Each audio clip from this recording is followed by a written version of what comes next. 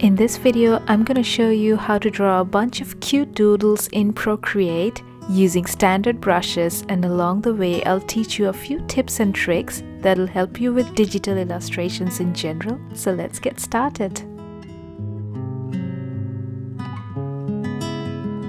Welcome back friends, my name is Anita and on this channel we draw doodles and sometimes a bit of journaling, but today's video is something different.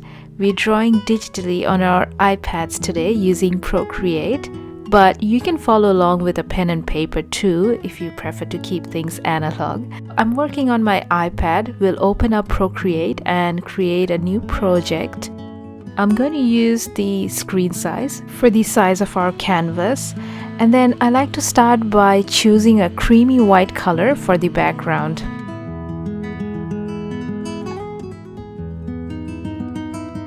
For the pen, I will be using the dry ink brush from the inking section, and we'll pick our ink color to be pure black.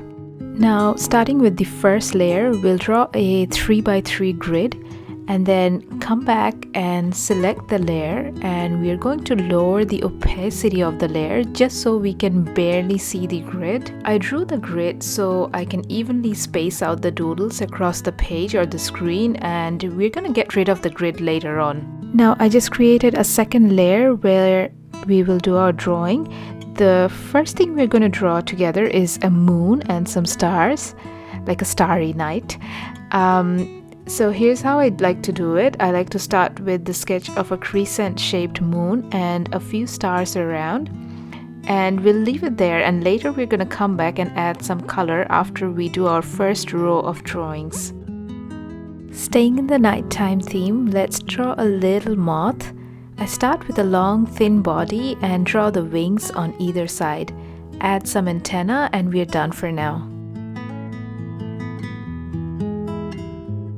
How about a tea kettle next? I love drawing teapots and kettles, and this one I'm giving it a squarish shaped body.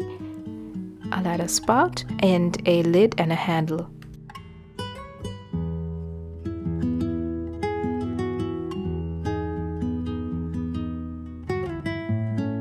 The kettle looks a bit narrow to me and I'd like to make it a bit wider, and for that I'm going to use this freehand selection tool to select the kettle and pull the sides apart, and that makes our kettle a bit wider.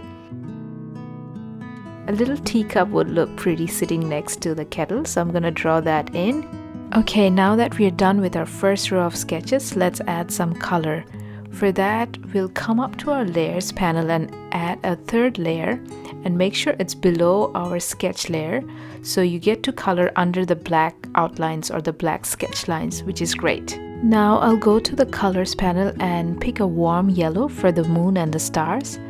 And I think it would look cool if we colored in a bit of the sky behind the moon and the stars.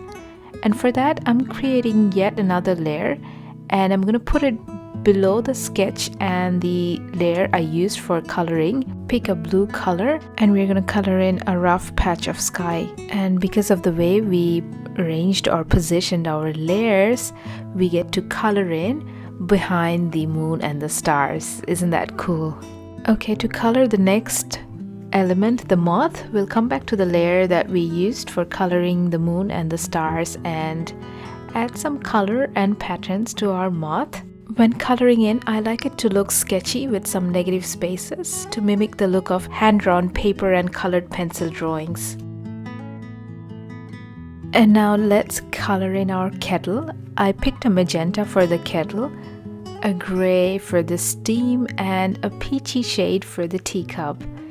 Now we could get creative and add some highlights and lowlights to our kettle. For the lowlights, I'll grab a darker shade of the magenta that we used for the kettle before, and you can easily do a highlight with a white pen, or you can go up to the erasers tab and choose the dry ink eraser so it looks the same as your pen, and you can just simply erase off some of the magenta that you've already put down, and I think that's a cool trick. Now if you're happy with the drawing so far, we can merge the three layers together to keep things simple and move on to our next row of drawings. And for that, we will create another layer for the sketches and approach things very much the same way we did with our previous row of drawings. I like my digital drawings to mimic the look of drawings done using paper and pencil, and that's why I love this dry ink brush, because it gives the look of colored pencil drawings. So I just drew an oak leaf with a little acorn hanging, and now I'm drawing a cute little crab. For the crab, I like to start with a triangle with rounded corners. The eyes could be sticking out over the body. Draw the claws, some legs,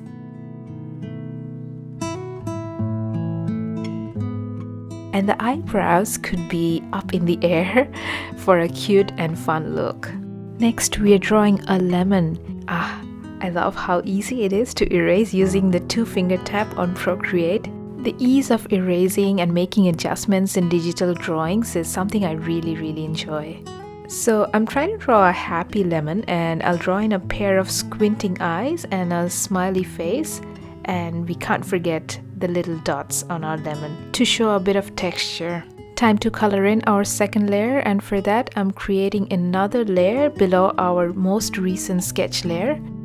I picked a dark green color to color in our leaf, and I'll select the color of our kettle by doing a long press on the body of the kettle for coloring in the acorn.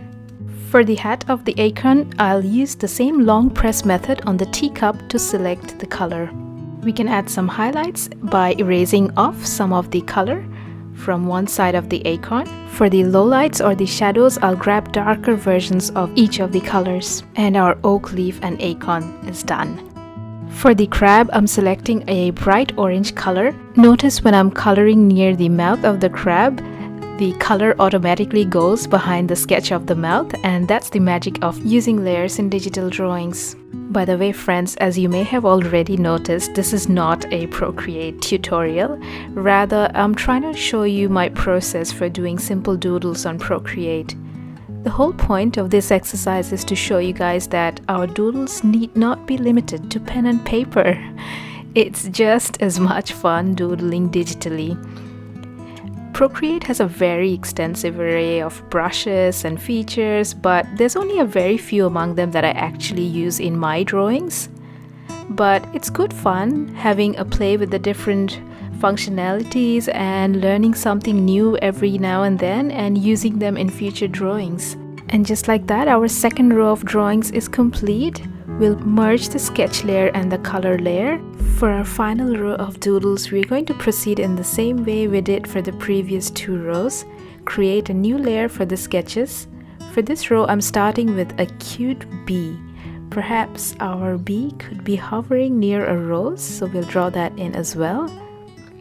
I feel like drawing a bee on any page is enough to bring joy and a smile on your face. I love drawing bees.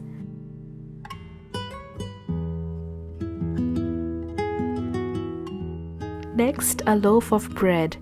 For that, I draw an oval and do a few U shapes to show the cuts in the dough. Nothing like some warm, freshly baked bread in the morning for me. And for our last doodle, I'm drawing a mushroom with a cute little bug sitting on top.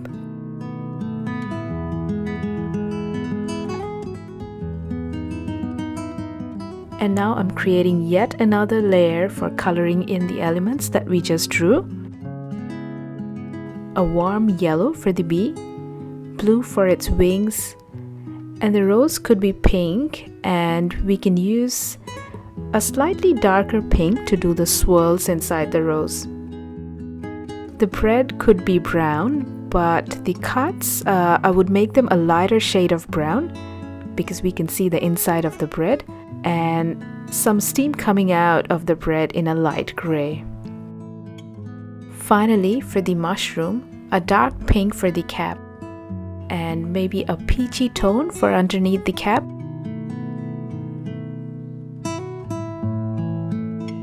And I like the colors pink and orange sitting next to each other, so I'm gonna color in our bug an orangish color. Once we are done with the coloring, we will merge the 2 layers together. We'll get rid of the grid by turning off the grid layer. And before we finish off, we will look at the page as a whole and make some tiny adjustments to our drawings, like a bit of repositioning perhaps, or maybe tilting the doodles if you like, adding some more details. And there we go, our page full of fun doodles drawn on Procreate. And if you're totally in love with your creation, you can even print it out and put it on display around your house. Alright guys, I hope you found this video useful. Thanks so much for watching, and I'll see you next time.